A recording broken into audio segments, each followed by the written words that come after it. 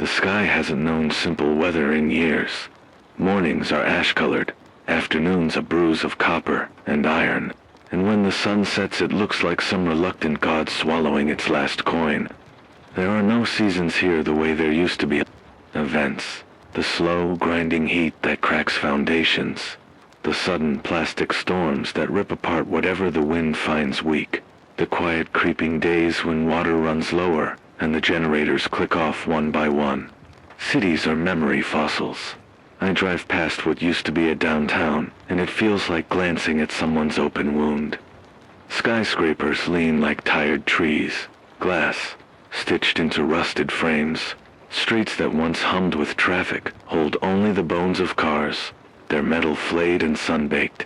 Where neon used to promise coffee and cinema are jagged signs and graffiti prayers. The river that split the city and made its map is a line of salt and clay, a knife scar through the land. Bridges sag, cables snap. The currents that once supported barges now hide nothing but silt and the occasional skeleton of an animal that wandered too far. Nature did not simply reclaim. It changed the rules. Dead lawns have turned to burr and dust. Trees either stand gaunt and skeletal, or have become monstrous, knotted with invasive vines that choke and remember other climates. Pockets of vegetation survive where groundwater seeps up between concrete slabs, their leaves like stubborn flags. In some places, the heat has baked the soil until it peels like old paint. In others, sudden rains, acid and hot, have stripped bark and washed soil into gullies that scar the land with new canyons. There are signs of people, but not of the old institutions. Where city halls and embassies once made decisions, there are scavenger markings and burnt banners. The government, such as it was, left pins of authority when it could, broadcast towers with their plates ripped out, command centers stripped of copper, municipal depots emptied until even the rats moved on. Some local leaders call them mayors, if you like, still hold sway, where a water well or a water truck gives them jurisdiction. Others are less an authority than a name whispered in markets, a rumor of organization when order is rare. There are survivor enclaves that run on barter and the memory of laws. There are marauder packs that run on hunger and a hunger for control. Communication is a patchwork. Old terrestrial networks are gone. We keep the airwaves because someone taught someone else to wire a generator to a transmitter. Radios buzz with static and with voices, some calm, some insane. There are scheduled check-ins where people read names and coordinates like rosaries. There are lists of lost children and lists of supplies. There's also the feral sound of people trying to find one another over broken bands of frequency. Economies have collapsed into what they always become when the lights go out. Survival exchange, food, clean water, batteries, diesel, medical. Supplies, these are currency. Knowledge is currency too. How to mend a water filter, how to rig rain catchers from old tarps, how to coax a sick battery back to life. Old degrees and titles are decorations now.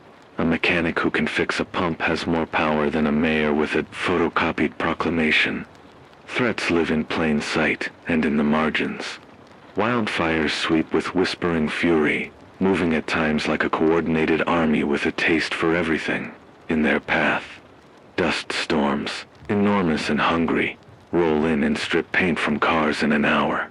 Where water sits, disease follows standing pools, host vectors and pathogens that adapt faster than we can write pamphlets. And between the environmental menaces come the human ones, raiders, who have learned the value of a bolt gun and the psychology of fear.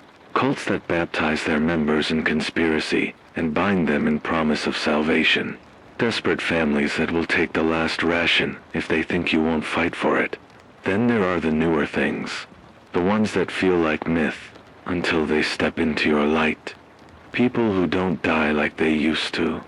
Bodies that should be still, get up and move, driven by something that is not mercy. They shuffle, they lunge, they are violent in a way that makes you understand how fragile a human plan is. We call them many things on the air outcasts, the Taken, the dead that walk. We whisper about how it started. A lab fire, a fungal bloom, something in the water no one knows for sure. The important part is that they changed everything. What's left of civilization hangs on small rituals. We mark maps on pieces of cardboard. We trade hours on a generator for a patch of extra radio time. We keep calendars by counting the days since the last mass killing, the last flood, the last time we saw a child laugh. Hope is a rumor, more than an institution rumors, of a well that never runs dry, of a community up north with solar farms, and spare medicine, of a machine someone claims can cleanse water from any source. Most rumors are lies. A few are lifelines. It's a quiet kind of terror, more patient than the quick panic of a single bad night. You adapt slowly. You make new habits. How to seal a tent when the wind comes. How to check for teeth marks on canned goods. How to sleep with the radio on so the voices are not strangers but company. Still, despite the rust and the rot, there are lights, small, stubborn things in windows. A hand lifted in greeting from behind a barricade. A man who leaves a jar of water on a stoop with a note. Those gestures are small, but they stitch the world back together in ways more potent than any proclamation. This is the map I travel, and the sky I speak under. Sometimes I describe it for you, because I must convince myself it is real. Other times I describe it because someone, somewhere, needs to know what to expect when they turn a corner. The world has changed its face. We have learned to read the new lines. Asterisk, listen close. I'll paint the map for you, because names on a map don't matter anymore. The sky stopped being a sky and became a warning, a bruised permanent haze that hangs like a lid over everything. Some days it glows the color of rust. Some nights it throws down a dull, chemical blue. Rain falls when it remembers how, and then melts into acid that strips the paint off a car in an hour. Other times the clouds simply forget to come, and the earth cracks like an old jaw dot. Where rivers ran, there are beds of salt and flaked clay. Where highways stretched, the asphalt is a mosaic of fissures and tumbleweed. I can still find the skeletons of landmarks if I watch closely. A courthouse with its columns half buried in sand. A clock tower whose hands froze the year's service stopped arriving. A stadium turned into a field of twisted rebar and scavenger camps. The buildings that survived did so by surrendering their dignity. Glass is replaced with sheets of corrugated metal. Storefronts are barricaded, their logos long ago peeled away by sun and soot. The weather doesn't play by old rules. Summers stretch like an accusation. Heat crawls into lungs and tools alike. Wildfires wake in the afternoon and move like living things, leaving a smell of cooked memory that clings to everything. Winters come with sudden knives of cold that snap hoses and kill the unprepared in hours. Then there are the storms, not the romantic kind we grew up with, but black. Mechanical fronts that arrive with a screaming wind and a taste for infrastructure. They take down towers, topple walls, and make the world new in their own brutal way. Civilization exists in pieces and in notes. The institutions that once promised us continuity are gone or hollowed out. Governments dissolved into broadcasts and directives nobody trusts. Emergency services became myths people tell to keep the children quiet. Some municipal machines still churn in isolated pockets. A desalination plant guarded by a militia, a small solar field powering a clinic, but they run on borrowed parts and thinner patience. Law exists as local custom. The man who controls the reservoir sets the rules. The group with a working radio gets to decide which frequencies carry. Trade notices. Paper laws are useless here. Water and batteries are the only codices that matter. People survived by shrinking their world. Neighborhoods turned into enclaves with names you'd never find on a highway sign. The Hollow, New Orchard, the Greenhouse ironic, and also a lie. Each enclave has its own currency.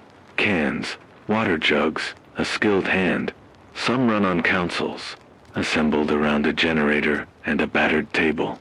Others are ruled by the loudest voice with the biggest gun. And always, there are the scavengers, an economy of movement. These are the people who know how to crawl into dead zones and come back with something useful. A pump, a battery, a library of canned peaches. You learn to invite them in or hide what matters. Then there are the packs, groups that organize by fear and force. They call themselves many things. Reclaimers, purists, the old faith. They have flags made of rags and songs that are half threats, half lullabies. They take what they need and whatever looks like it might be a future. We barter stories of them on the air and cross our fingers when we read their markings on a building. The packs learned fast. Terror is efficient. They trade in intimidation. The same way we trade in medicine. Communication is the thread that keeps a fractured world stitched together. Radios are altars. We barter generator hours for broadcast minutes. People read the names of those missing like religious rites. The airwaves host everything. Warnings, classifieds, love letters, curses, and coordinates for water that may or may not be true. The old net of fiber and satellite is a graveyard of silent servers. What lives are patched together with copper wire and stubbornness? Someone taught someone else to solder, and from that, networks grow again, slow as moss. Disease follows water, and hunger like a shadow. When people crowd around wells, infections move through bodies with a clinical indifference. Medicine is packets and prayer. Food grows where it can, in jury-rigged greenhouses under plastic, in rooftop gardens that used to be patios, but harvests are small and precious. Fuel is rarer, and when a convoy drives, the sound of those engines becomes a siren that brings both hope and danger. And then there's the other change, the one that made our fears sharper. Bodies once thought still began to move again in ways that did not make sense. They walk, they reach, they carry the echo of a person, and not the person themselves. We learned names for them, because humans must name what hunts them. The taken, the returned, the hollowed. Some call it plague, some a curse. Some blame a lab or a seed bank, or the way we fed the world. No one has proof worth trading. All we have are the nights when a shout from a perimeter turns into the sound of something beating on wood. Yet despite the decay, small things hold. People leave jars of water on stoops with notes.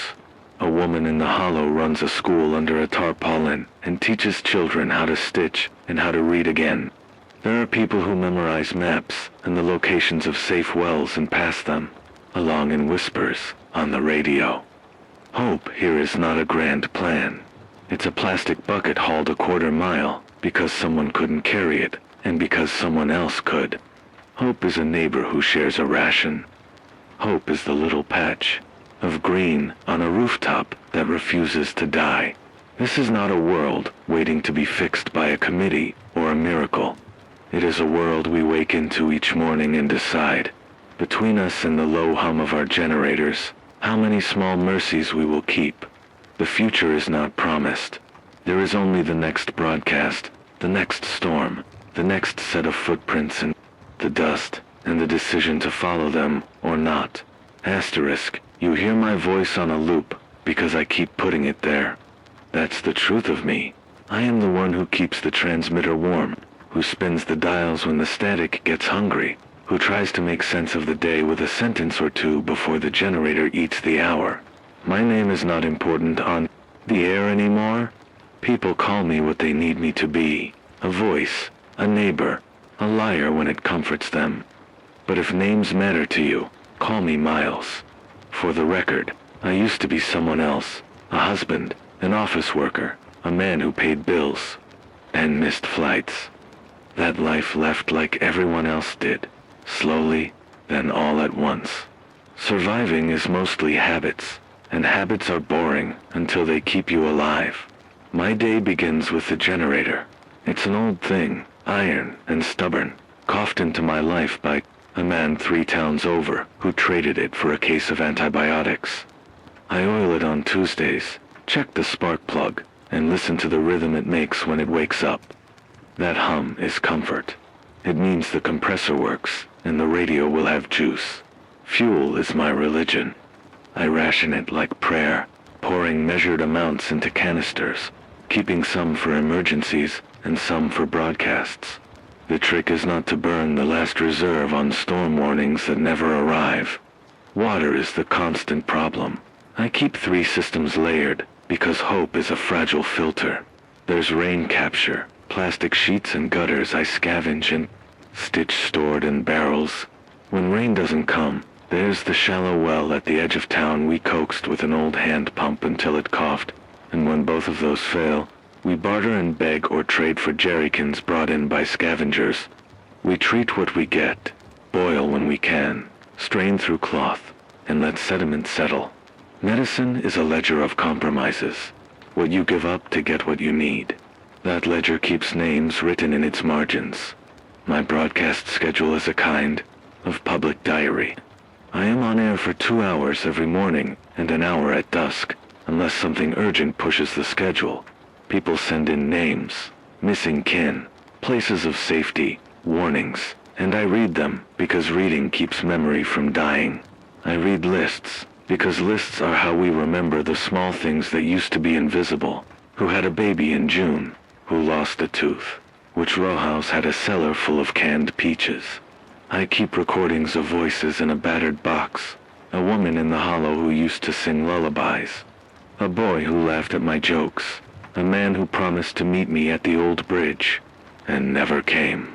I play their fragments when the static is loudest, partly to fill the silence, partly because hearing them makes me less alone.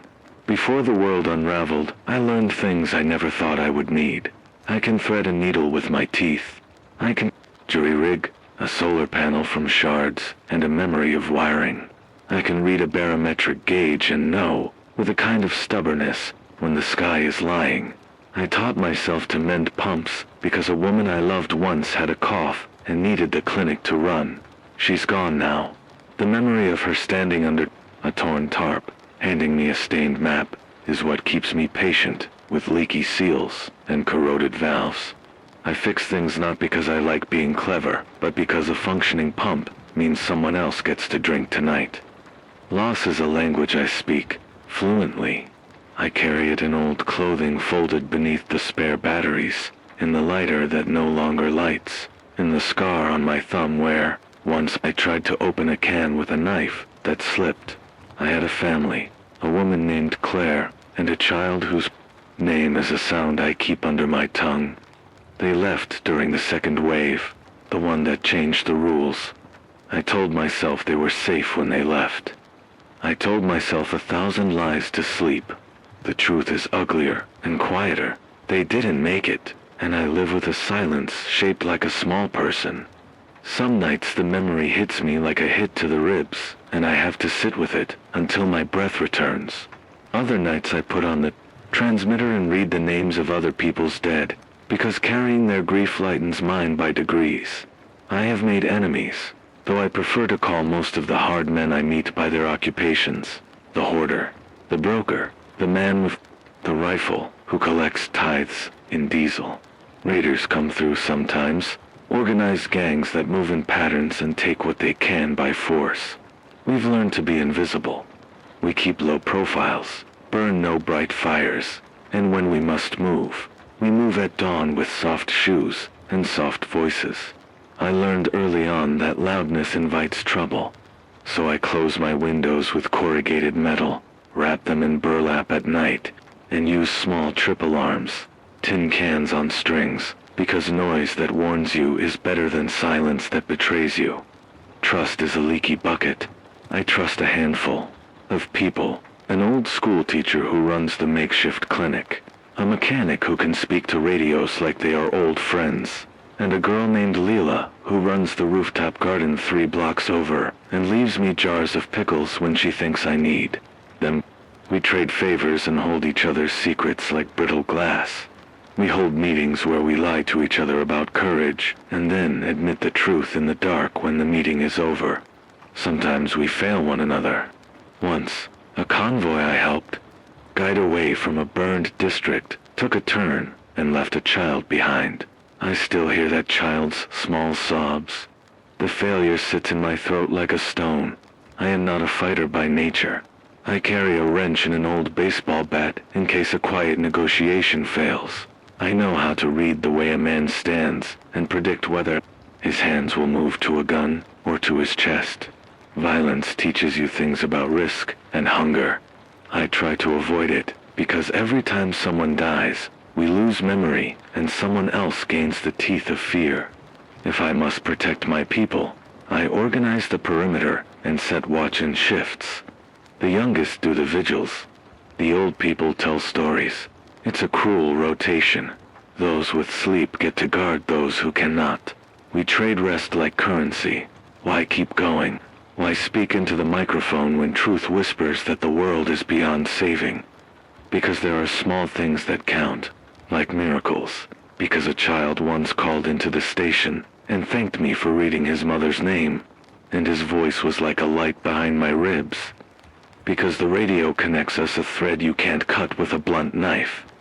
Because I am driven by responsibility, the kind that sits in your chest and makes your hands move when your head says stop. Because somewhere in the hollow list of names, someone is waiting for a signal and believes that signal could mean the difference between surrender and action. There are days when the weight of everything wants to fold me into itself. I think of leaving, sometimes walking until the dust erases my tracks, finding a place with living water and a brighter future. But leaving is a different kind of death for me. This transmitter is how I talk back at the dark. If I leave it, that small light dies. People make decisions based on the hours I spend on the air. They plan rendezvous. They share coordinates. They listen to me when I say avoid the East Road because I was there and I saw the traps. That responsibility is heavy, but it is also a tether that keeps me from dissolving into the things that happen when no one is watching. I am scarred, not just across skin, but in ways that do not photograph well. There are nights when sound becomes too loud, a cough, a dropped pan, the clack of someone's boots. All of it slides into me and leaves dents. There are mornings when I wake with my hands clenched around a phantom steering wheel. Then I breathe, and I turn the generator key, and I speak into the microphone. Words are small repairs. They stitch edges back together in a way that bandages cannot. Hope for me is not a law. It's a small plant that Lila nurtures on the roof. Stubborn, green, absurd in its insistence. I water it when I have a spare bottle. I tell myself that as long as that plant grows, someone will eat, someone will read, someone will remember. And I keep the transmitter warm because voices thread the world together. I will keep talking until the battery dies, and then I will find another battery. If I can hand the microphone to someone younger and hear them shape the next sentence, I will have done something that matters. So I stay. I fix pumps. I oil generators. I barter and forgive and lie when the lie keeps a child from panic. I read lists. I make mistakes. I regret them. I try not to repeat the same ones. The world is a long list of wrong turns and tiny survivals. I am alive in the spaces between those things. When you hear my voice, know it carries the weight of loss and the small, ridiculous weight of hope, both heavy, both real. They tell you the crisis began with weather, and that's a polite lie. Weather is the tool. The crisis is how everything else broke when the weather changed its mind. For us, the slow one that never quit was drought. It started as empty wells, then became dry riverbeds, then a mosaic of baked mud where the farms used to be. But drought didn't come alone. It invited heat, fires, dust, and a sky that began telling different stories. The rules we learned in school's snowmelt in spring, steady river flows, rains in certain months, those rules rewrote themselves and left us reading a map that no longer had a legend. Here's how it looks from my place on the air. The high-pressure ridge that used to be a seasonal annoyance parked itself like an uninvited guest and never left. The jet stream, the planet's sky river, slowed and looped, and every weather system that used to sweep across us got stalled. Sun-baked afternoons became weeks. Storms that used to feed a valley turned into slow, corrosive downpours that burned metal and left water gray and suspicious. Where snowpacks once fed rivers all year, there's now an early melt that sluices away into the sea, or into the first wave of fires that sweep down the slopes. The timing shifted, and with it, the whole logic of water. That lack of water is the lever crops fail, livestock die, wells run low. If you live on the edge of an enclave that depends on a municipal pump, every liter lost is a crack in the social fabric. People who have never held a rifle start thinking about it. People who used to teach in schools learn to cook over scavenged stoves. The fragile networks of trust, trade routes, convoys, radios that used to share weather reports, fray into rumors, and then into lies when a false promise costs someone a ration. The climate change that pushed things over the edge did so, in ways scientists now argue over on the air when they can find a voice with the bandwidth to explain it. But the practical explanation that matters to us is this: the old buffers that evened out extremes are gone. Snow that used to melt slowly now dumps in a rush. Soils baked for months lose their capacity to hold water. Wildfires clear acres of vegetation that used to shade riverheads in slow evaporation. With each fire season, the ash and soot climb into the sky and come down as chemical rain that fouls the water we collect. The system now feeds itself. Less water means more fires. More fires mean more soot and less vegetation. And less vegetation means even less water retention. It's a loop with teeth.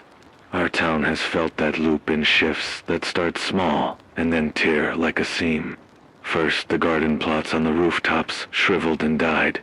Then the well at the edge of town started making that hollow sound when you pumped, a sound like a throat with nothing left. Then the scavengers came more often, and they came better armed. The packs organized around water caches. They learned how to run convoys like predatory birds, circling and then striking where anyone had stored a barrel. The reclaimers, they call themselves that, as if they were doing us a favor, ran a system, seize a water source, demand tribute in diesel, and let the people breathe for a week while they bled the source dry. When survival becomes harder, every day, it's not just because there's less of everything. It's because every resource becomes contested in a way that costs lives. Food is scarce, but so is knowledge of how to stretch one meal into two. Fuel is rare, but fuel runs life support. Machines and water pumps.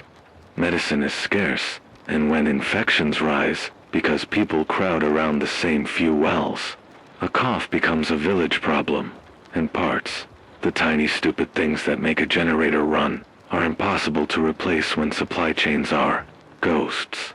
We've had direct encounters that teach lessons faster than any broadcast lecture. There was the convoy 2 months back that I guided with a set of coordinates. Someone radioed in, a supposed trader with water on offer.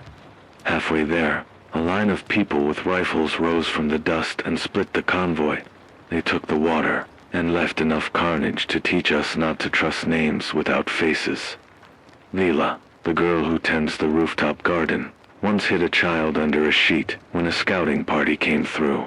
The scout, a woman with a sad face and a gun that had been polished until it looked like a mirror, pretended she was a mother and left. She came back at night and left jars of salted meat and an apology note. Sometimes enemies have faces that change. Sometimes allies are who they claim to be.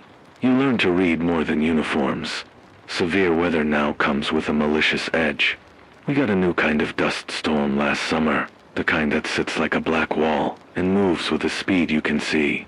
It took roofs and corrugated metal fences, and it ground the bearings out of our water pump in a single afternoon.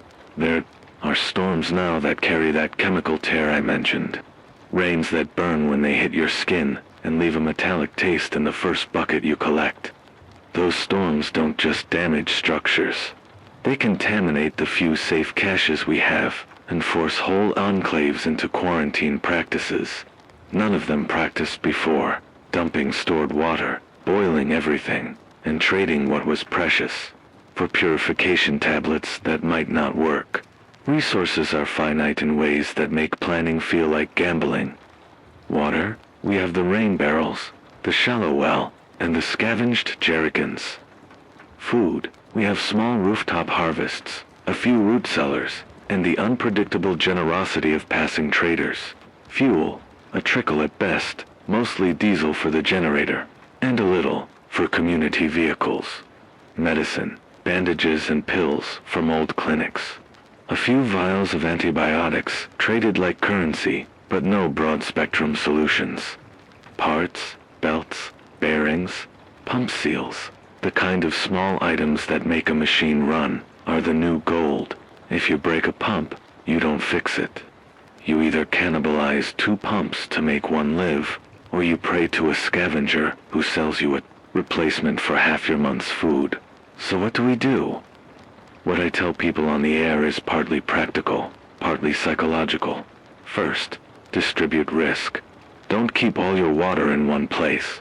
Spread barrels across shaded spots so a single raid or a single contaminating downpour doesn't wipe you out. Second, multi-stage purification. Let sediment settle in a barrel overnight. Then move the clearer water through cloth into a second container. Then boil when you have fuel. And, if you have access, use tablet treatments or solar disinfection as a last filter. I try to keep that advice non-prescriptive, because people will not always have bleach or rationed fuel. But the sequence settle, filter, heat, buys time, and reduces disease. Another hard lesson is redundancy.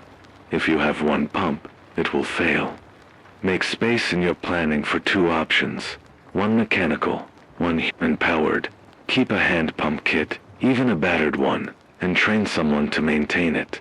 Stockpile small parts, rather than whole machines. A spare belt, or a spark plug, is sometimes more valuable than an extra can of beans, because it keeps a generator alive for the things you cannot do without. Fuel conservation is a discipline, now. Run the generator for transmissions and essential medical devices only. Run community pumps in rotation. Insulate what you can so that heaters are less necessary in sudden cold snaps. Conserve light. Teach people to read by day, and conserve the batteries. The quieter your consumption, the less visible you are on the road, and the less you attract predatory convoys that calculate need from sound and light. On the human side, set rules and enforce them locally. We maintain a watch schedule and a barter ledger. Everyone lists what they have and what they need, public and visible, because transparency reduces rumors that breed raids. That ledger also serves as a social contract. When someone breaks it, you don't lynch them. You reorganize the defense. Violence is the easy answer in this world, but it eats trust. We aim to be harder to take and easier to defend. There's also an explanatory lot of things I say on the air, because people need to understand cause and effect. Fires up the mountain change how water runs down into the basin. Loss of snowpack in the high country reduces late-season flow. The storms that come too fast don't soak soil. They run off and take topsoil with them. If I can, I explain this with plain language so people see why planting shrubs around water catchments matters. Why shaded barrels lose less water to evaporation. Why windbreaks improve a rooftop garden's yield. Little bits of agronomy do more than lectures. They keep people from repeating mistakes. The crisis isn't only environmental. It's political, and social, and moral. We have people who hoard, people who broker essentials like a currency, and people who organize security as a business model. When a group controls supply chains, they hold populations like hostages. That consolidates power in ways that weren't democratic or ethical, but are terribly effective. The moral calculus changes. Is it better to trade your diesel for 5 days of security, or burn it to get a sick child to the clinic? These aren't theoretical questions here.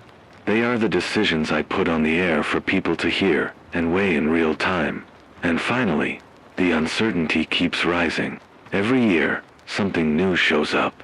A pathogen that rides in contaminated water. A new pattern of fire that climbs places it shouldn't. A socio-political arrangement that turns a trade route into a trap. That's why I am urgent in tone when I read the weather and the rumors. There are times when the only thing I can do is tell a town 300 miles away that a storm is coming down the corridor, and that the convoy they're planning may cross a line of ambush. Sometimes they listen, sometimes they don't. Sometimes the warning changes the plan, and lives are saved. This is the crisis, compounding failures that feed each other: hydrology, fire, people pushed to the edge by hunger and fear, and the slow erosion of cooperative structures. It's a machine with no single lever to fix it. We respond with small levers: better storage, redundant systems, disciplined fuel use, and networks that share parts and knowledge instead of hoarding them. That is survival at scale. Tiny improvements stacked like boards across a widening crack. It isn't heroic. It's grinding dot right now. The thing on the horizon that has us watching the sky and counting the cans is a season. The elders call the double scorch. A month of sustained heat followed by storms that bring both water and contamination on their backs. If the rain is clean, it can mend us in slow stitches. If it's fouled, it will ruin what little we've got and force a migration that no one wants to make. We are checking pumps, rotating batteries, and teaching children how to seal barrels against acid rain. I will read the weather reports and the rumors and the pleas. I will hand out practical advice and try, as hard as I can, to keep people from making the kind of mistakes that cost lives. This is the crisis as I know it. A slow, escalating fracture that asks for endurance more than a single solution. The job of a broadcaster in this time is to map the fracture for others, hand them tools that might hold. And when houses fill with smoke, or when a convoy is lost, to tell the story so the rest of us learn and live. The night is long, the drought runs deep, and the storms get meaner. We have to be smarter and kinder and less alone. That is the only way through. Asterisk the air tasted of metal and old bread. It had that edge to it now, not quite a smell, more like a memory pressing against the back of your teeth. We were running low on words for it. Dust felt too small a word. Famine felt too dramatic. Normal felt obscene. The rooftop garden had given us 2 handfuls of basil and a single stubborn tomato that Lila swore would become a miracle if we fed it coffee grounds. The well coughed that night and gave us half a barrel where it used to give 2. The generator hummed like an animal with a broken foot. It worked, but you could tell from the sound that the bearings were stepping on glass. Fuel had gone from scarcity to myth. Someone in the hollow had a drum hidden in a boarded-up pharmacy.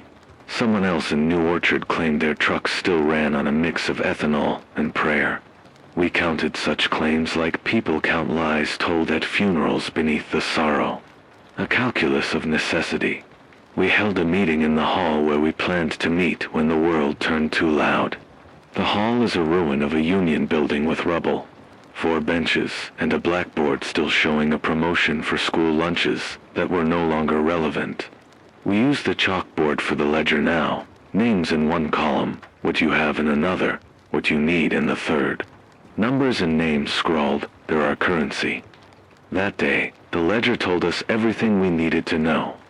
Water supplies were down 40% month over month. The communal diesel had enough for 3 more crank sessions. Canned food was at a level you could feel in your hands. Lighter than it should have been. People talk in different voices in these meetings. Some speak blunt and direct. We take the east pump and reroute it, they say, as if stealing water from another enclave is just another kind of labor. Others speak in whispers and metaphors. We need to stitch the net. We prefer the net. It holds more of us. The first trouble was predictable. The raiders had learned to keep a clock. They moved in patterns the way wolves learn terrain. On the 3rd night after our meeting, the perimeter alarms, tin cans, on strings, bottles arrayed with pebbles, clanged like an imperfect bell. I woke to the sound of someone calling my name in a voice that tried to be calm and failed. Leela sprinted past with a pack, her face more sober than I'd seen it. "They took the north barrels," she said without looking back. "We moved like animals that had been taught shame." Two of the young men, Jacob and Theo, saddled the old pickup and drove the perimeter toward the north ridge. The rest of us collapsed barricades faster than you'd think 24 human hands could manage. We had a plan that involved darkness and low voices and a little luck. We had no illusions about bullets. The raiders weren't out for small things. They were out for power. They wanted our ability to survive tomorrow more than they wanted a case of beans tonight. Jacob came back 3 hours later with a bandaged arm and a good story. They'd surprised the raiders at a cache that turned out to be a staging ground. The raiders retreated, but not before leaving a calling card, a red rag pinned to a post with a note that read, "For those who sleep." The note was less a message and more an arithmetic. We knew what they could do and what we would lose if we didn't act. That same night, in the static between songs and lists, I heard a voice that sounded like a wind through dead leaves. A station I hadn't heard in months. The modulation weird, a cadence that felt like it crawled through cable. The voice gave coordinates and a name, Northlight. It said solar array. It said clean water. It said medicine. It said a number of people willing to share and a price. Skills, parts, transport. The transmission faded like a dream. I replayed it until the batteries hummed flat. Rumors are currency here, too. You can trade them for hope, and hope can be expensive. The story of a working solar farm and a stockpile of clean water is the kind of story that smells like salvation. People who had spent nights trading in names for decades heard it and wanted to believe. I wanted to believe. That's part of the trick, the way need refracts into possibility. Maybe Northlight was real. Maybe it was a trap. Maybe it was the kind of lie we tell ourselves to keep sleeping. But whether it was true or not, the rumor changed what people did. We started to plan a sortie. We are not an expedition force. We are a ragtag group that has learned to move quietly when needed. The list of what we needed read like a grocery. List written in a ledger kept by a desperate accountant. Filters, a spare alternator, 2 jerrycans, a map of the ruined highways, a man who knew how to read a compass when the power is down. Lila pressed a jar of pickles into my hands like it mattered. "Take it," she said. "They taste like summer. You might need to remember what that feels like if it's a trap." Part of me wanted to keep the transmitter warm. The station is where I am most useful. When I stand in front of the microphone and read the ledger and play the recordings, I feel like I knit the world into a single fabric. But the radio is also a thing that requires upkeep, and if the rumor of North was true, we could get parts and medicine and maybe trade the knowledge for a routine that might buy us months. If it was false, sending men out is a sentence to disappear. The decision sat in me like a stone. Choose stasis or gamble on movement. We never get to make purely rational choices. Our decisions taste of memory. When Claire was alive, she used to roll her eyes at the way I overplanned. "You think with a spreadsheet," she'd say, and then she'd kiss my forehead like I was a child with an interesting hobby. I keep that memory because it keeps me patient. I keep it because I am terrified of planning, like it's the only thing between us and the thing that eats cities. The convoy left before dawn. Jacob, Theo, and 2 others with faces like tired clocks drove the pickup. I took the microphone for a short broadcast and read the ledger names as a way of anchoring myself. "If you hear nothing from us in 48 hours, I said, assume trouble and move on." We all understood that messages are sometimes more ritual than information. They are prayers in modern dress. The road was a scar I had driven before. Mile markers were gone or burned. The old GPS boxes lie in dust somewhere. We drove by memory, by map fragments, by the intuition that a world that has changed still leaves patterns. We saw the teeth marks of the drought on everything stripped. Fields, Carcasses of cars turned into shelters that smelled faintly of smoke and old clothing. The sky that morning had the thin blue-white of someone too tired to be color. We were not alone. A scouting party, not quite a gang, not quite a community, shadowed us at noon. Two men on dirt bikes kept themselves in our periphery, the way vultures follow a wounded animal. They didn't attack, they watched. By mid-afternoon, one of them slowed and waved, a careful, non-threatening gesture. They came to our makeshift camp with a message. "Northlight is real," the spokesman said, "but you can't trust everyone who goes there. Bring a trade. Bring skills. Bring quiet." The man's story was a rope. He told of a solar array coaxed into life by an engineer who refused to leave his panels in the garbage. He told of cisterns fed by a stubborn aquifer and a sterilization rig that would make a water barrel taste clean again. He told of people who had learned to trade knowledge for goods and who wanted to distribute carefully, not hoard. And then he leaned in and told us what nobody wants to hear. The route to Northlight crosses territory held by a group that has a grudge against radio towers. They are called the Quiet Hand. They run ambushes along ridgelines and use silence to drive fear into people's skulls. You learn in this world that human cruelty adapts fast.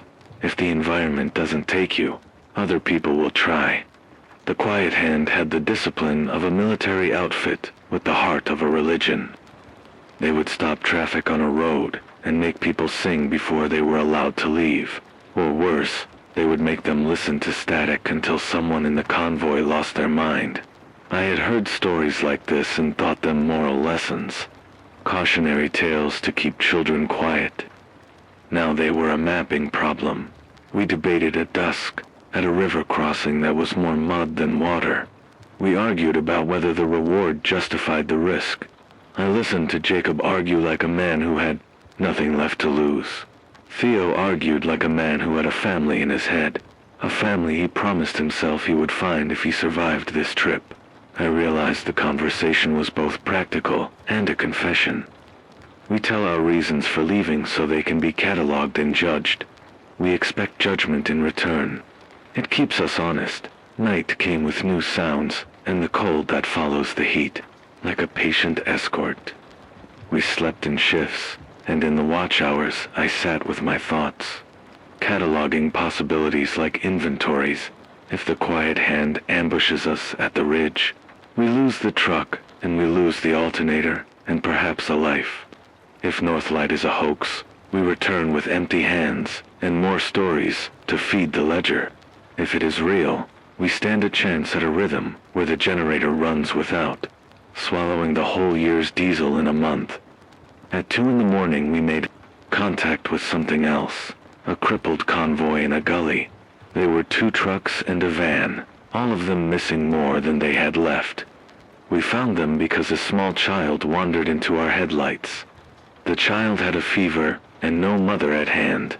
The convoy's driver was hysterical, their radio dead.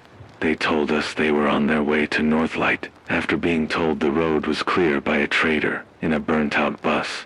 They had snow in their eyes from the dust. They had been ambushed once, and they had no spare parts. We had to make a moral calculation in the mud. Do we keep moving toward the rumor that might save us, or do we stop and help people who have already lost? The calculus is always messy. We left our second jerrycan and gave the feverish child some sugar and boiled water for tea. Jacob said it was bad sense. Theo said it was the only thing that made us human anymore. I agreed with both, because the truth is the truth. We are both practical and sentimental and cruel and good in the same breath. The convoy we helped would not travel with us. They could not. They watched us drive away with their hands on their faces like they were holding on to ghosts. Every mile away from them felt heavier. Every mile toward Northlight felt like a step into a story that might not have a happy ending. Days lengthened and danger multiplied. We learned to cross ridges at dawn when the light was soft and the ambushers sleepy. We learned to unspool maps like fans, and read ground signals like a language of broken dreams. We bartered with a man who could splice wire with a spoon, and got a working alternator out of 6 cans of peaches, and a promise to repair a pump in his town. We traded favors we could not repay in full. It is the way of things now. And all the while, the ledger grew. Names of those who had left to find Northlight appeared on the radio log. Some of them checked in from the road and told us of clear nights, and miles of panels glinting like fish scales. Others fell silent. We marked the silences like small obituaries. My internal tension was simpler than any other person's. I tried to trust Jacob because I had to. I tried to trust Theo because he was young and still believed in the possibility of a future for his imagined children. But the part of me that has tasted betrayal, the part that remembers the convoy that never made it, the child left behind at a bend, kept a ledger of doubts. Hope is a currency that can bankrupt you, and yet sometimes you have to bet the farm on rumor, because the farm is already gone. When we finally crested the ridge that hid Northlight, we saw something that made us all stop in our tracks. It was not a city of angels or a bunker of saints. It was a narrow valley where rows of panels collected sun the way a congregation collects light. There were cisterns, yes, and a small clinic tent with a patched sign. There were people moving about with lists, and a table where names were being checked. But there were also guards with the flat, tired look of people who have been given both too much and too little to hold. They watched us like the rest of the world watches an unexpected thing, with hope braided to suspicion. We rolled into Northlight and handed over our trade. The alternator was worth more here than sugar. The man at the table, an engineer with oil under his nails and a face like a carved stone, looked at our ledger and sighed like someone who knew the arithmetic of need. "We can help," he said, "but you must understand that help is rationed. We run on the stomach of the solar array and the conscience of the people here."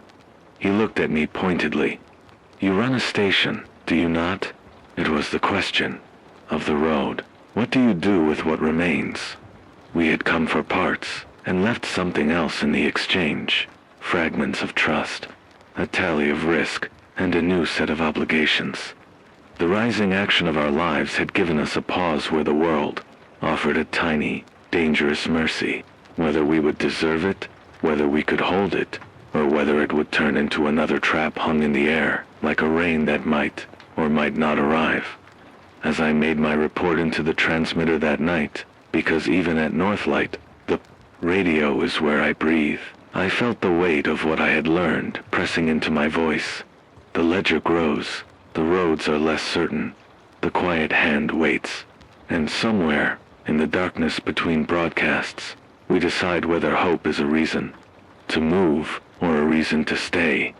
Asterisk, to see if sunlight is late or just gone. Northlight slept with its panels lined like armor across the valley, cisterns tucked behind windbreaks, people moving with the steady, efficient grace of those who know their job and their limits. For a while, it felt like salvation had built a small, sensible church and invited us in. Then everything changed in an hour. It started with a sound I'd heard before and tried to ignore: distant engines. Too many of them. They rose like a rumor, turning into a roar. The guards at the perimeter fanned out, voices clipped into orders. I remember thinking, absurdly, about how life had taught us to recognize threat, not by sight, but by the way the air vibrates when a machine comes with intent. The quiet hand or someone like them had found us. Maybe they'd been watching. Maybe a traitor had slipped a name. Maybe they were just trying to decide which small light to swallow next. Whatever the cause, they came hard, and they came with plan. They didn't charge the gate. They cut the power lines first. In the instant, the hum went from steady to ragged. I felt the gravity of everything we'd tried to build. The clinic's lights winked out.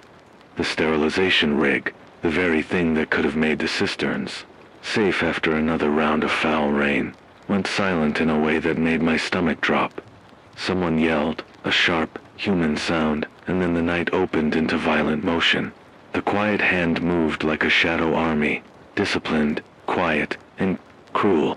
They used radio silence and simple geometry boxes of men flanking the approach, scouts running the ridgeline, snipers taking high points. They carried nets and ropes and things that made my throat go tight with the memory of convoys I'd lost. Their leader wore no insignia, only a scarf stained the color of dust and a face I could not forget.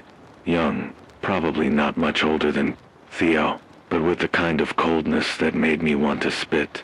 I had a split second to choose what mattered. The engineer at Northlight, the man with oil under his nails, was already pulling me aside. His voice ragged, but practical. "We can power the sterilizer with that alternator you traded us," he said. "It'll buy us time to move water into sealed tanks and start the UV cycle. It'll take fuel, but we have some.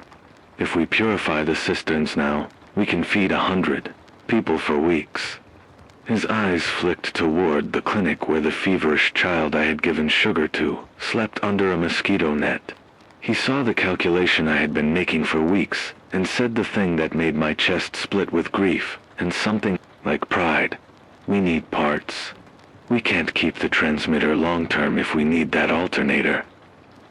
My hands knew the mechanical argument. An alternator could run a sterilization rig that required precise voltage for UV bulbs. UV sterilization runs for a given wattage, an hour count. You get a clear kill curve if the lamp holds steady. If that alternator takes the load, we could run the rig for the 12 hours it needs to neutralize contaminants in a set of cisterns. 12 hours is not a miracle. It's a margin. It's a chance to turn foul rain into drinkable water. But what of the radio?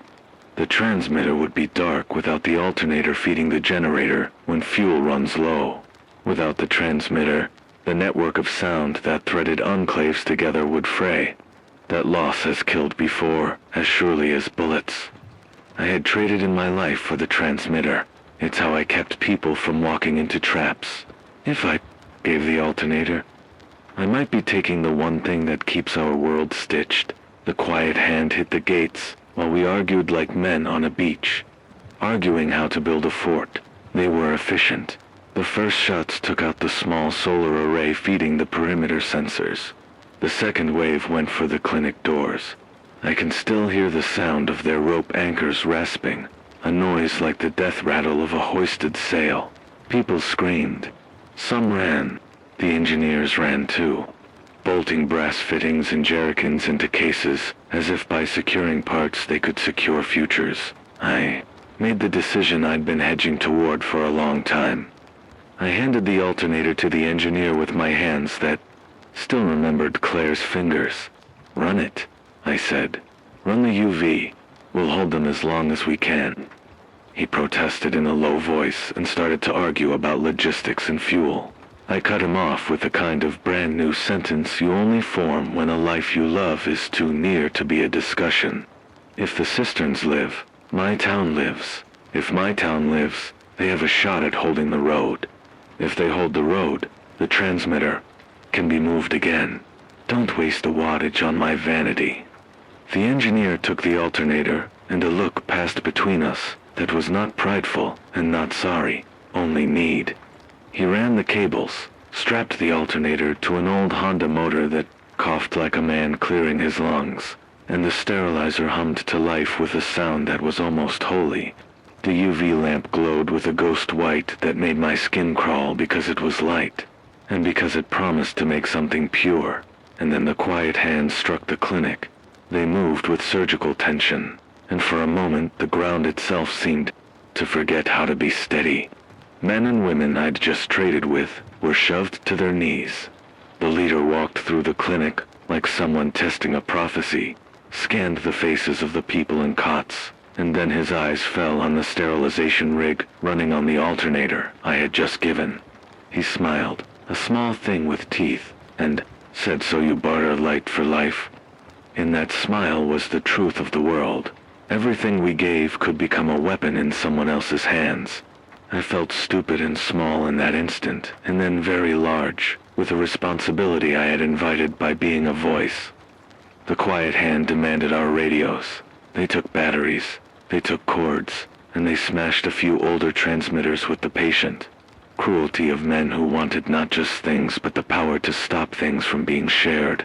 They wanted silence, because silence is obedience. When the airwaves go quiet, people stop hearing warnings and start walking into traps.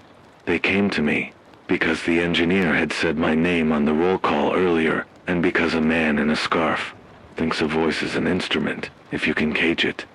The leader stood in front of me and said, "You can sing for us now.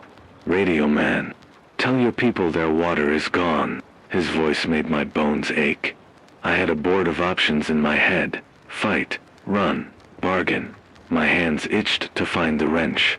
My mouth wanted to throw words that would peel skin off their resolve. But then I thought of Claire handing me a map. I thought of the child in the convoy with sugar on his lips.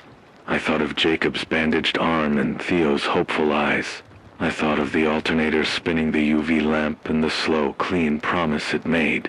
I made the choice that would be judged by others. Later, and perhaps by no one at all, I began to speak. Not into my transmitter, they'd smashed the line and his men were ripping out cables, but into the quiet that followed the shattering. I used my voice the only way a man who had spent years learning cadence could. I told a story. I told them of crossings, of hidden traps, of the places where a convoy could be cut off.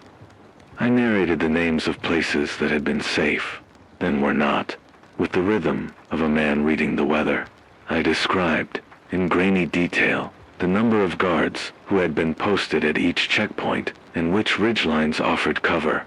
I described with blunt honesty where we had hidden caches so that no one miserable would be tempted to loot them. I made my voice a map. The leader listened with a kind of hungry curiosity. His men looked around like predators listening for weakness. I fed them information, slow and deliberate, until their appetite did something odd. It turned to suspicion. When you tell a man where to go to find water, you show him a route. When you tell him all the ways to avoid a trap, you teach him to avoid a trap. I saw it take hold in the leader's face. He hesitated, and in that pause, our engineer shouted the last coordinates into the sterilizer's log and turned. The key to increase the UV exposure by another hour. It was a tiny thing, a mercantile piece of sabotage, but it bought time. In that time, guards at the perimeter, 2 of them I'd met hours ago, men with faces like weather, slipped a string of signal flares across the ridge and used the distraction to cut the ropes binding the north gate. People bolted. The quiet hand cursed and fired. A firefight erupted that sounded like hail against tin. I dove behind a stack of crates and felt very small and very alive. I don't pretend heroics were shined that day. We lost people. We lost a guard named Raffi, who had a laugh that sounded like a bell.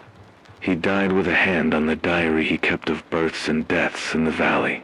Theo nearly didn't make it out. Jacob dragged him by his collar until someone else took him. The engineer took a bullet in the leg and kept working, swearing in a language I love for its swear words.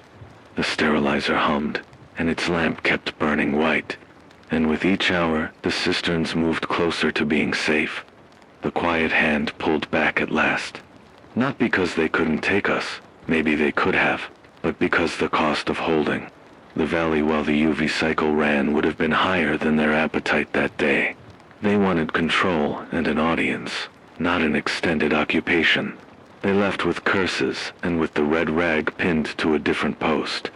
After the smoke cleared, and men counted losses, people came to me with looks I can't name. Some were grateful. Some were accusatory in a way that felt like a blade, because they thought I'd traded our radios for a machine. I spoke into the still warm transmitter that night and read names, not the ledger names, but the small, human. One's Rafi, the engineer's daughter, the child who had fever in the gully. I told the story of what happened. But I also told the technical truth. The alternator had saved a cistern.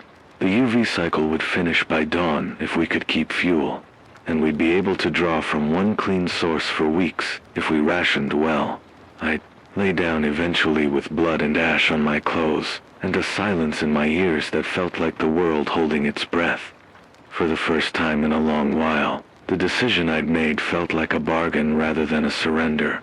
I had given something away, the transmitter's long-term comfort, and in return, I had a valley that might drink. I thought of Claire in the dark and hoped she would recognize the trade, a small, terrible mercy, at the cost of a wider safety. The storm we'd feared was on its way. The elders said it would hit by midnight, bringing both rain and whatever chemicals. The soot had collected. We had hours to seal cisterns, to stretch plastic, to funnel whatever water fell into tanks that the UV would clear. The quiet hand had taught us one thing in its violence. The world will keep giving tests, and we have to answer them with whatever humanity we can muster. That night, as the generator hummed and the sterilizer glowed like a small, stubborn sun, I spoke into the remaining handhelds scattered among us. I read the names again. I read the ledger. I called out for radios to move as quietly as possible, for convoys to stave off the main ridges, and for anyone listening to ration their water and keep their children inside. I felt my voice grow hoarse, but I spoke anyway. Climax is not a single instant, I learned. It is a string of choices that tighten like a noose, and then, if you are lucky, a rope you can climb. That night we had climbed and fallen and climbed again. The turning point was ugly and raw. An alternator handed over. A UV lamp glowing in the hands of a man who once fixed cars. A radio silenced, then used like a bone. The cost was high. The reward, for now, was clean water and a valley with breathing room. When I finally closed my eyes, I was not sure whether we had won or merely bought time. But time is valuable currency in a broken world. We had earned some of it. Whether that would be enough would be the story the morning told. The morning after is always quieter than you'd expect. The sky had the thin, clean look of someone who'd cried all night and was trying to look polite about it in daylight. When the UV lamps finally cooled and the engineer called the cycle complete, the smell that rose from the cisterns was not victory so much as relief, a clean metallic scent that means water and not rot. We drew the first pail, and I watched it in my hands, like a man seeing a face he thought he'd lost. It was just water, but that day it was the kind of thing people will die for, and people will kill for. And we had it, for now. The cost was visible. Raffi's place was marked by a small pile of things, a dented thermos. His ledger, a dog-eared paperback someone had left for him. We buried him near the windbreak. 3 people and a shovel, the kind of burial that is all we can afford and all we need. The engineer's leg was wrapped in stained cloth.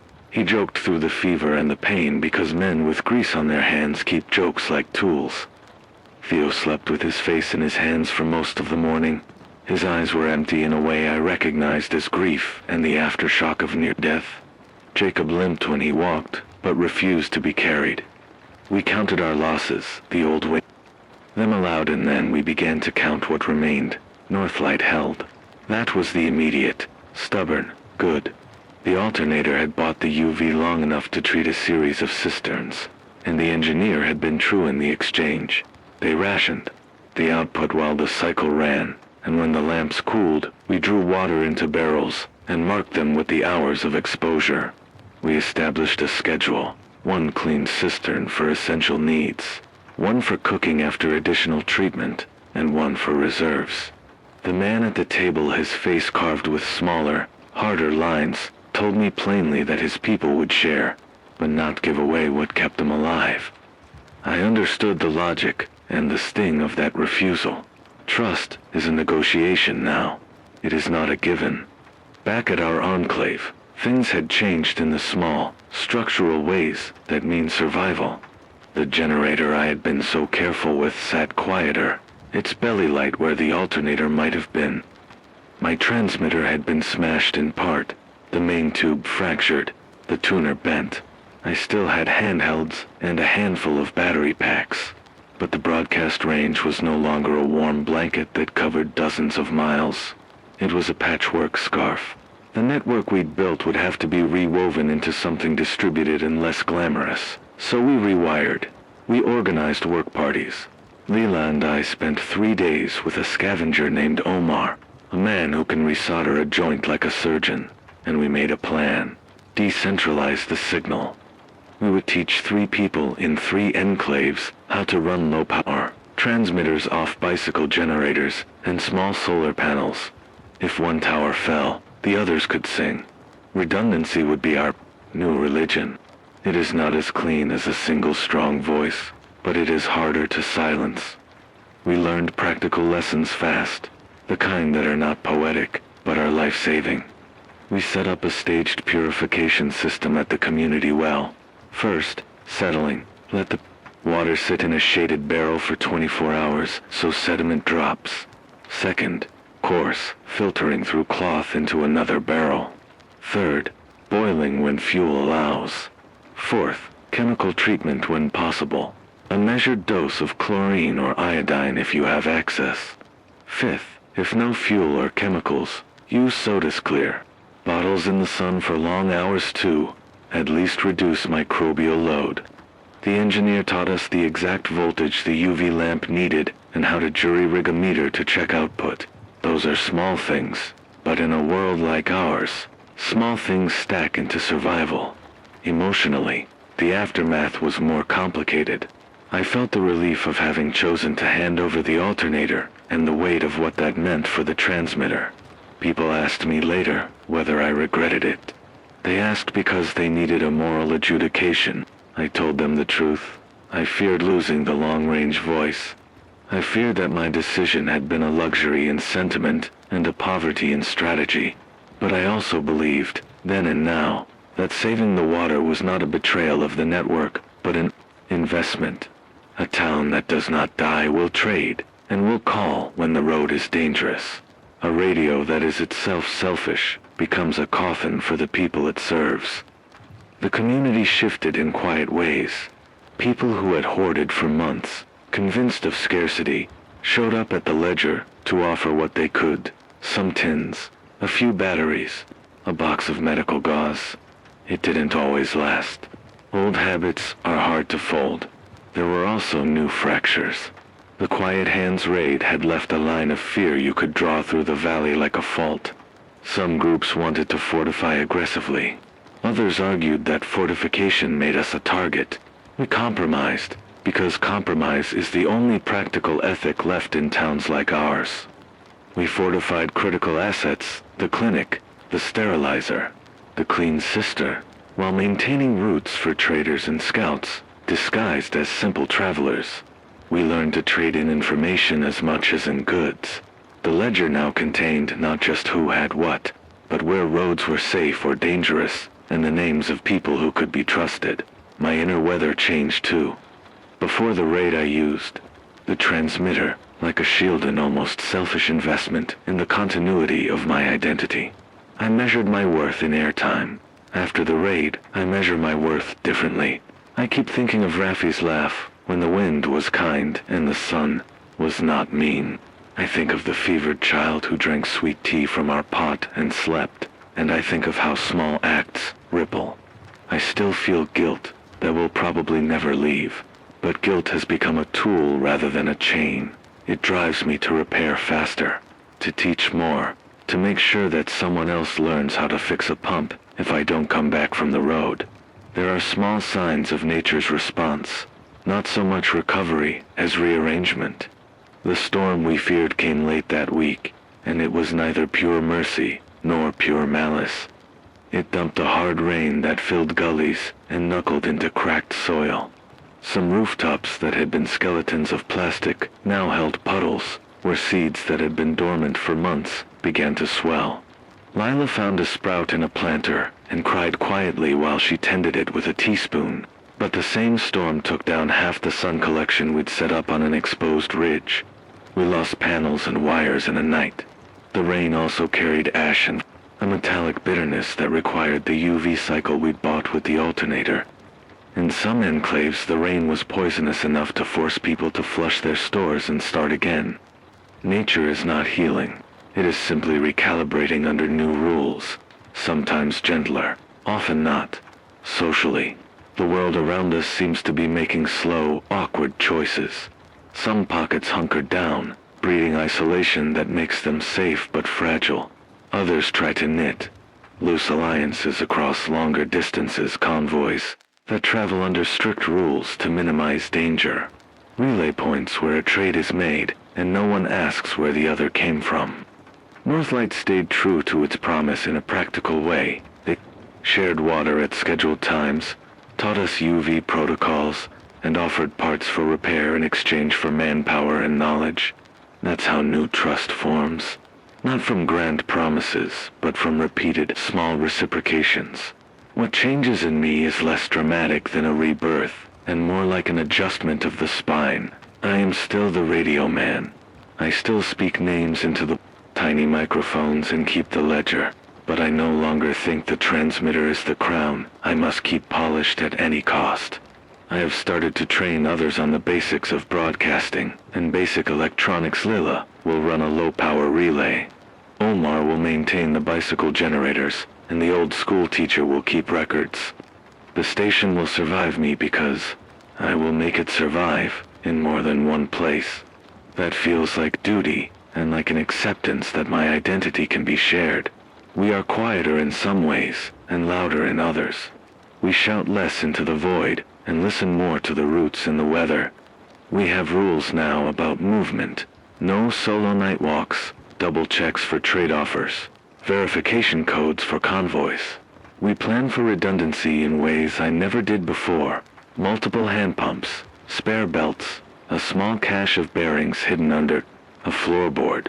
We assign children to learn map reading, because knowledge is the sort of inheritance that can't be burned. Hope exists here, but it is not the dramatic, cinematic kind. It is small and extra-boiled pot of beans, saved for an unexpected guest. A repaired pump that keeps a school of 20 children drinking. A sprout on a tarpaulin that Lila waters with a spoon. Hope is the act of spreading knowledge across the ledger, of teaching someone to solder, of forgiving someone who took more than they should have when they were hungry. Hope is fragile, yes, but it is also cumulative. Bits of it pile up like stones, until you have something you can shelter under. At night now, when the radios sit in the shallow glow of candlelight, I read the ledger. I read names of births and losses, the small arithmetic of daily life. I read the roots and the warnings. I speak into the remaining handhelds, because some voice, any voice, stitches a world together. The transmitter will be rebuilt, not as a singular monolith, but as a living network. If that sounds less heroic, it is because survival demands dull, patient heroism, repairing a pump in the rain, holding a watch when you are bone-tired, telling the truth about what you cannot fix. The world did not heal overnight. The river remains a scar in the land. The quiet hand still moves in the margins, but the valley drinks tonight, and people sleep with less fear of waking to a hollow throat. That is not a victory so much as a reprieve. It is something you can stand on and plan from. I have learned that endings in this world are temporary and often false. The question now is what we do with the reprieve. I will teach more people to broadcast from bicycle power. I will push for more sandbags and better sealing on cisterns. I will write the names of the lost, and I will teach the young to do the same.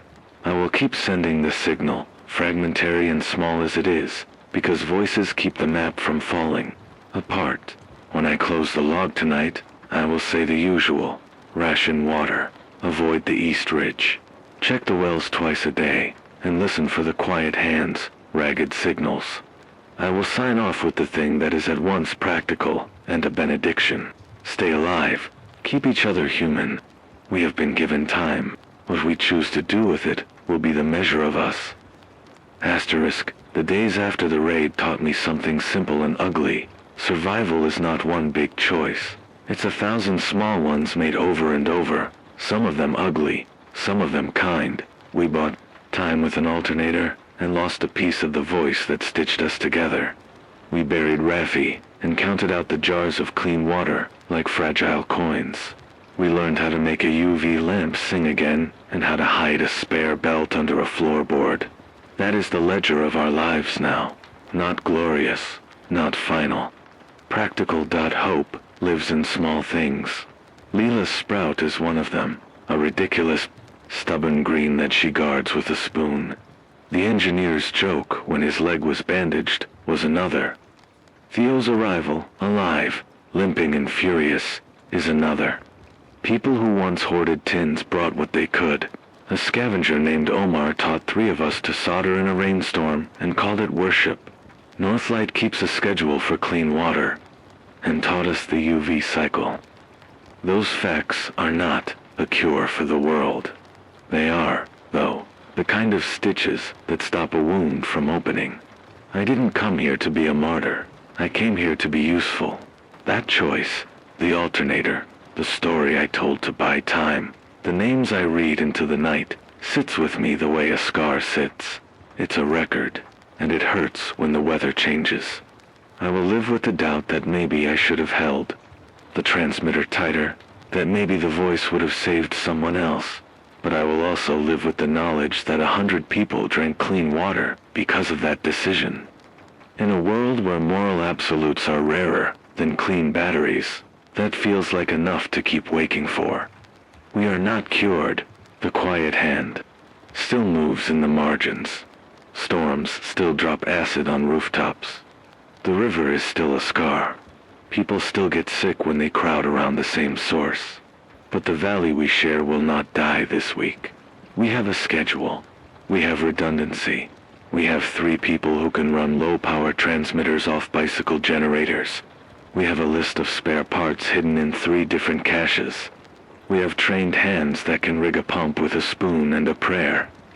These are not grand victories. They are practical defenses against the next test.